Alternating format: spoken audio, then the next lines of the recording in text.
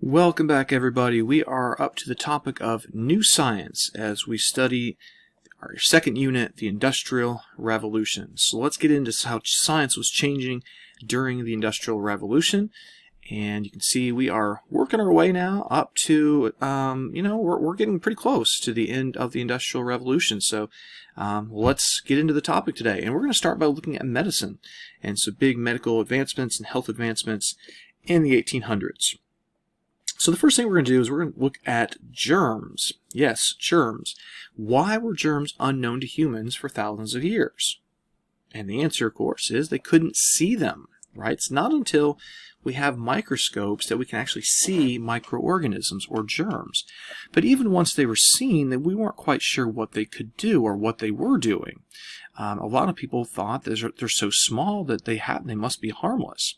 It wasn't until 1870, and guys, remember, 1870, I know it seems forever ago for you and I, but in the course of human history, 1870 was like yesterday. It was not that long ago.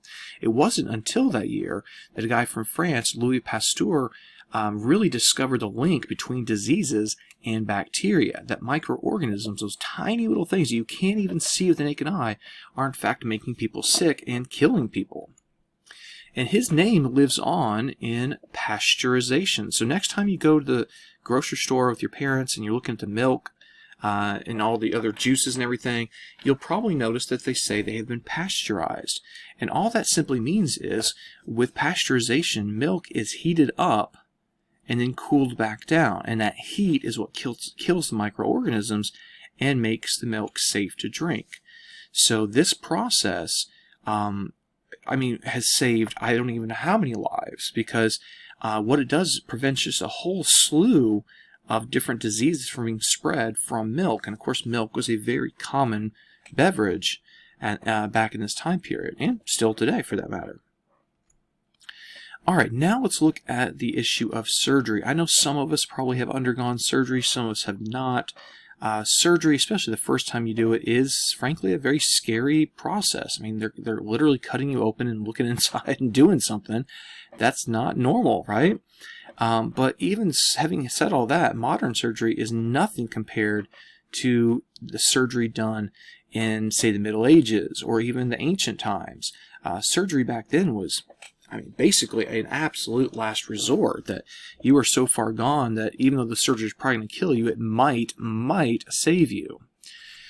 Well, what makes surgery safer and easier and less harmful to the patient, of course, is all these new medical advances. We're coming up with antiseptics to kill the germs.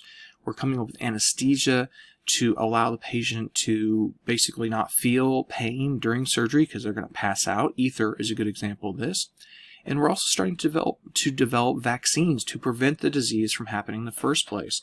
So you have just so many rapid-fire advances coming in the 1800s that the population, of course, is going to grow because more and more people are living longer and having more children that survive into adulthood as well.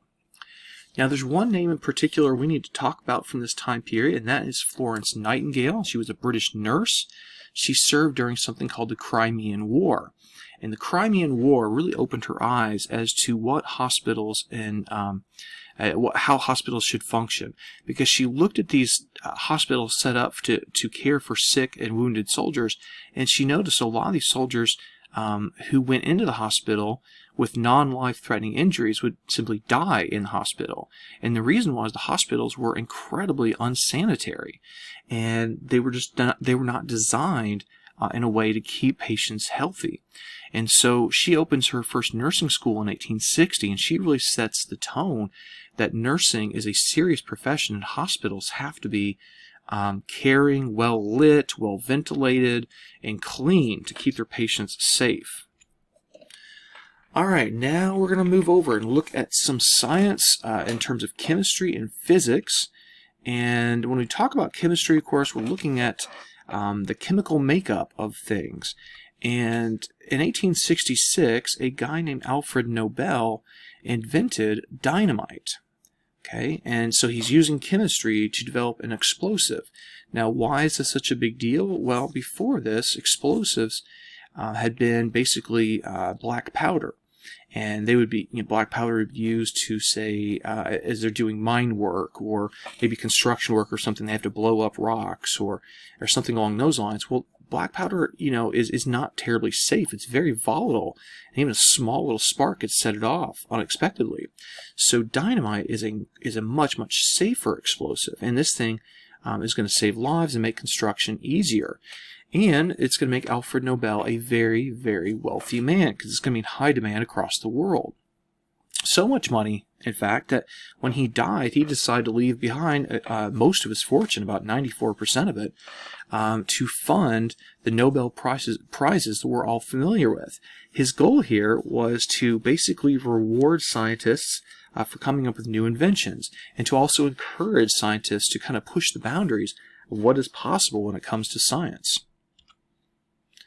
So here we are looking at some scientists, and if something here is a little unusual. He's holding something glowing. I wonder why it's glowing. The reason, of course, is it is radioactive.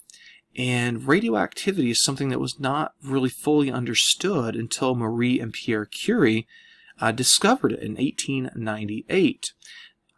And the Curies also went on to discover two elements, radium and polonium. Polonium, by the way, named for Marie Curie's homeland of Poland. Now, I say it wasn't fully understood until then. They didn't even fully understand it, honestly.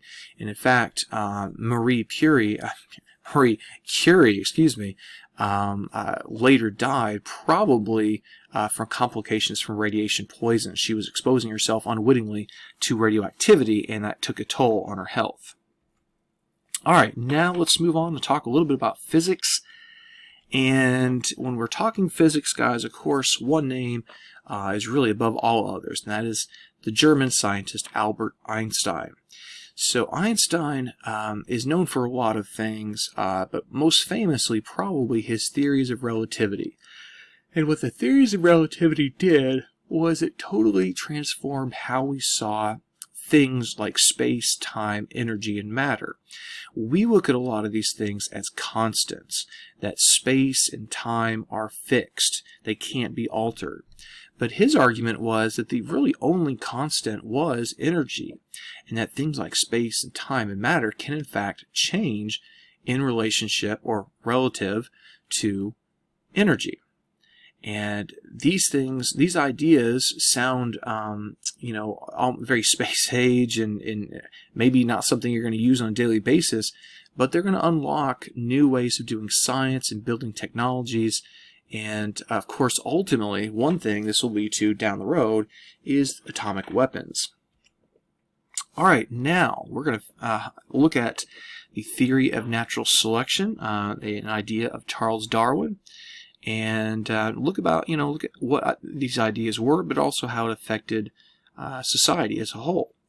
So the story begins back in 1831 when Charles Darwin, a British scientist, traveled along a British ship called the HMS Beagle. And the Beagle was traveling around the world because the British Empire extended around the globe. And as Darwin traveled with the Beagle, he collected all kinds of samples and artifacts and fossils and animals and so forth. And he had this whole just treasure trove of samples. And he takes them back with him to England, and he pores over them, and he starts to think about the differences and also similarities he sees in these samples. And this drives him to publish something in 1859 called On the Origin of Species. And in this book, he outlines this idea of the theory of natural selection. And put very simply, his idea was that in species, you have members who are more fit than others. And by more fit, I mean they're better adapted to the environment. And so maybe they're a little faster, or maybe they're a little smarter, or maybe they have a particular body shape that allows them to get to food faster than the other ones in that species. So the weaker members of the species won't get those resources. They'll die off, and only the stronger ones are left behind. And so those traits that those strong members have are passed on to their children and their children. And after many, many, many, many generations, what happens is the species itself begins to slowly change. it begins to evolve. And this would include human beings as well, according to Charles Darwin. Now, this, of course, was a big deal. It still is, as people think about evolution. And the reaction was pretty swift. At first, even a lot of his fellow scientists thought he was on to something crazy, but they generally eventually came to accept the theory of natural selection. Others, however, said that this is ridiculous, and of course, the main point of resistance was religion. A lot of people felt that the theory of natural selection conflicted with the story of creation in the Bible, and therefore it couldn't be true. And this is going to be a hot topic among people in the 1800s and even into the 1900s, and you could argue even still today about whether or not this theory is correct and whether or not it is something we should be accepting. Now, on a dark side of all this, there's an outgrowth of this theory of natural selection called social Darwinism. Now, we've all heard the phrase survival of the fittest, but that is actually not something Charles Darwin ever said or wrote. Rather, that was something that was developed by a guy named Herbert Spencer, a British philosopher. And he took Charles Darwin's philosophy of natural selection and he applied it to the modern day. And he would say that in modern society there are wealthy and there are poor. There are successful and unsuccessful people. And he would argue that the successful people are successful because they are fitter members of the species. And the poor will always remain poor because they are unfit members of society. So in other words, what Herbert Spencer is looking at is like a permanent elite that has certain abilities and privileges that the people at the bottom simply never can have because they were unfit. And this idea of taking humanity and putting and basically breaking people into different categories of being fit and unfit is a very dangerous philosophy. And it's certainly something we could look into the future and talk about when we get to Hitler's philosophy of race and the Holocaust. Alright, so that is our study of science and how it was changing in the 1800s, guys. There was all kinds of changes, whether that was in terms of natural selection, like we just looked at, or theories of relativity from Albert Einstein, or the invention of dynamite, or the Curies discovering radioactivity. And we looked at lots of different things. And again, the point is, just like I said at the end of the last video, all these things are coming together in the 1800s and building the modern world that we know, for better or worse.